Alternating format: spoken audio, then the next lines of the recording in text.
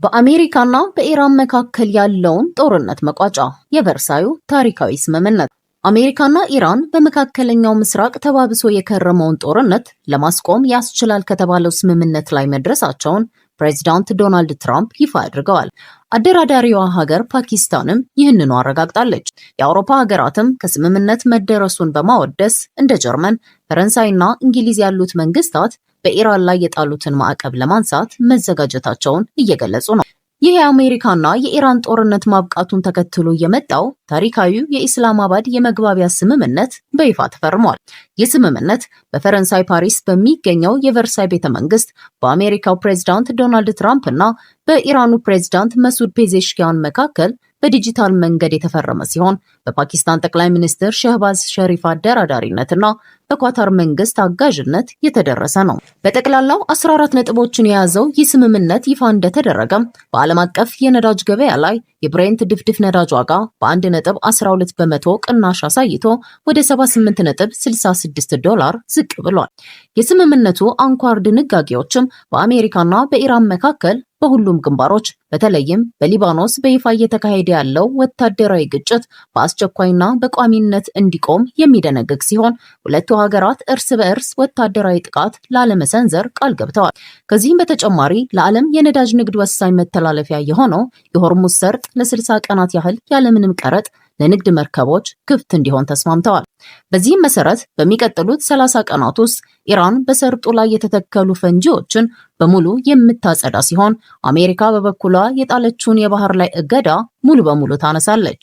ስምምነቱ እንደተፈረመ አሜሪካ በኢራን የነዳጅ ምርት ወጪ ላይ ጥላው የነበረው ማዕቀብ እንዲነሳ የተደረገ ሲሆን አሜሪካ ከቀጠናው አጋሮቿ ጋር በመተባበር በጦርነቱ ሳቢያ ጉዳት ለደረሰባት ኢራን መልሶ መገንቢያ የሚውል ቢያንስ 300 ቢሊዮን የአሜሪካ ዶላር በጀት ለመመደብ ስምምነት ላይ ደርሳለች። እንዲሁም የኢራን የኒውክሌር መርሃ ግብር ጉዳይ ላይ ኢራን የኒውክሌር መሳሪያ እንዳታመርት ወይም እንዳትገዛ የሚያግዱ ጥብቅ የቴክኒክ ድርድሮች በሚቀጥሉት 60 ቀናት ውስጥ በጄኔቫ ስዊዘርላንድ እንደሚቀጥሉ ተገልጿል።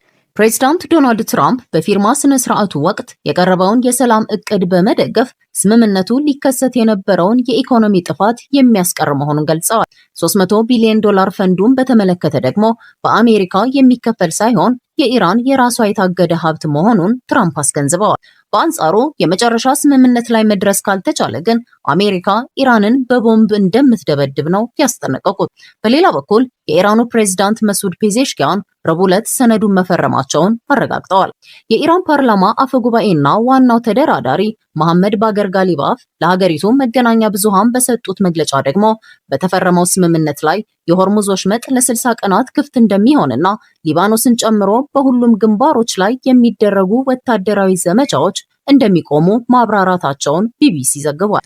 አሜሪካ፣ እስራኤልና ኢራን በጀመሩት ጦርነት የኢራን የበላይ መሪ አያቶላ አሊ ኻሜኔይ እና ከፍተኛ የወታደራዊ መኮንኖች መገደላቸው ይታወሳል። ከዚያን ጊዜ ጀምሮ ግጭቱ ከቁጥጥር ውጪ እየሆነ በመምጣቱና በተለይም ኢራን ቁልፍ የንግድ መስመር የሆነውን የሆርሙዝ ወሽመጥ በመዝጋቷ ምክንያት የነዳጅ ዋጋ እንዲንርና የዋጋ ንረት እንዲባባስ ማድረጉ አይዘነጋም። የተለያዩ ፍሬ አልባ ድርድሮች ሲካሄዱም ሰንብተዋል። ይህ በቴህራንና ዋሽንግተን መካከል ሲካሄድ የቆየው የሰላም ውይይት በአሁኑ በስኬት መጠናቀቁ ይፋ በተደረገበት ወቅት ስምምነቱ ዘላቂ ወደ ሆነ እርቅ ያመራል ወይ፣ እንዲሁም በውስጡ የተካተቱት ነጥቦች እንዴት ይተገበራሉ የሚለው በሂደት የሚታይ ሲሆን ለጊዜው ግን ይህ የሰላም ስምምነት ቀጣይ እርምጃዎችን ለማፋጠን የሚረዳ እንደ አንድ መንደርደሪያ ሆኖ ነው የታየው። ለመሆኑ ከዚህ ስምምነት አትራፊው ማን ነው? ተጎጂውስ?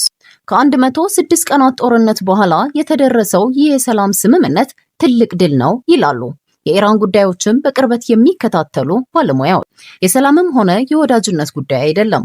በሩቅ ምስራቅ ሀገራት የ50 ዓመታት ታሪክ የተፈጠረ የከፋ ቀውስን ለማርገብ በሁለቱ ሀገራት መካከል ተቻችሎ ለመኖር የተደረገ ውል ነው ይላሉ።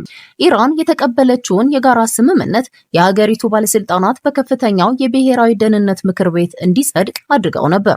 በዚህ የሰላም ስምምነት ከተከፉት ወገኖች መካከል የኢራን እስላማዊ አብዮታዊ ዘብ አክራሪ ክንፍ አንዱ ነው። እንደ ተንታኞች ገለጻ የእነርሱ ፍላጎት ጦርነቱ እንዲቀጥል ነበር። ሆኖም ባይወዱትም ስምምነቱን ለመቀበል ተገደዋል። በውጭ ሀገራት የሚኖሩ የቀድሞ የዘውድ ስርዓት ደጋፊዎችም በውሉ አልተደሰቱም ሲሉ ፖለቲከኞች ያስረዳሉ። ከዚህ ስምምነት ተጎጂዎች መካከል ሌላኛዋ እስራኤል ናት። ምንም እንኳን ስምምነቱ ትልቅ ተስፋ ይዞ ቢመጣም በእስራኤል በኩል በሁሉም የፖለቲካ መስመሮች ላይ ከፍተኛ ቁጣና ተቃውሞ ተቀስቅሷል። በርካታ የእስራኤል መንግስት ባለስልጣናት በአሜሪካና በኢራን መካከል የተደረሰውን የመግባቢያ ስምምነት አውግዘውታል። የእስራኤል ባለስልጣናት ይህ ስምምነት የኢራንን ስትራቴጂክ አቋም ሊያጠናክር እንደሚችልና በኒውክሌርና በአካባቢው እንቅስቃሴዎቿ ላይ ያለውን ጫና ሊቀንስ እንደሚችል ይፈራሉ። ጠቅላይ ሚኒስትር ቤንያሚን ኔታንያሁ ለህዝባቸው ቃል የገቡት የኢራንን መንግስት የመጣልና የባሊስቲክ ሚሳኤል አቋሟን የማክሸፍ እቅድ በስምምነቱ ውስጥ ባለመካተቱ እስራኤል በሊባኖስ ደቡባዊ ክፍል የምታደርገውን የአየር ድብደባና የወታደራዊ ይዞታ የማስፋፋት ስራ አሁንም ቀጥላበታለች። በሌላ በኩል የኢራን ዋና ተደራዳሪ መሐመድ ባገር ጋሊባፍ ኢራን ወደዚህ ድርድር የገባችው ከወታደራዊ ድልና ከጠንካራ አቋም በመነሳት መሆኑን የገለጹ ሲሆን የሀገሪቱ የውጭ ጉዳይ ሚኒስቴር ቃል አቀባይም የኢራን የባሊስቲክ ሚሳኤል አቅም ፍጹም ለድርድር የማይቀርብና ለመተኮስ ብቻ የተዘጋጀ መሆኑን በድጋሚ አስታውቀዋል። በአንጻሩ አሜሪካና እስራኤል ተጣምረው የኢራንን መንግስት ለመጣል አለመቻላቸው ብቻ ሳይሆን ይህ ጦርነት ኢራን ከነበረችበት ውስጣዊ ቀውስ እንድትወጣ ጥርጊያ መንገድ የከፈተላት ይመስላል ይላሉ ጆናታን ፒሮን የተባሉት የኢራንን ጉዳይ የሚከታተሉ ተንታኝ። እንደሳቸው ገለጻ ጦርነቱ ከመቀስቀሱ በፊት ስርዓቱ እየተንገዳገደና ከዚህ በፊት ታይቶ በማይታወቅ የህዝብ አመጽ እየታመሰ ነበር። አገዛዙ የሚደግፋቸው በእስራኤል ዙሪያ በሚገኙ አገራት ውስጥ ያሉ ታጣቂ ቡድኖችም አከርካሪያቸው ተመቶ በጣረሞት ላይ ነበሩ። የፍልስጤሙ ሐማስ፣ የሊባኖሱ ሂዝቦላ እንዲሁም የየመኑ ሁቲ ቡድኖች። ሆኖም ጦርነት እስላማዊቷ ሪፐብሊክ አዳዲስ የማጥቂያ ዘዴዎችን በተሳካ መልኩ እንድትጠቀም አግዟታል። ባሊስቲክ ሚሳኤሎችንና ድሮኖችን በባህረ ሰላጤ ጎረቤቶቿ ላይ በመተኮስ አገራቱ የመከላከያ ዘዴያቸውን መልሰው እንዲያጤኑ አድርጓቸዋል። ከዚያም በላይ ሀገራዊ ህብረትን ፈጥሮላት ቆይቷል። በዚህም ኢራን ተጠቃሚ ነች ብለዋል።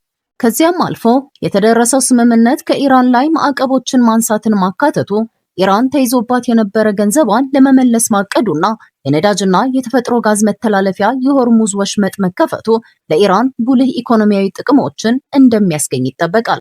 አሜሪካንም ብትሆን በጦርነቱ እስከዛሬ ከደረሰባት ኪሳራና ቀጣይነት ቢኖረው ልታወጣው ከምትችለው በብዙ ቢሊዮን የሚቆጠር ዶላር እፎይታን ታገኛለች ተብሏል።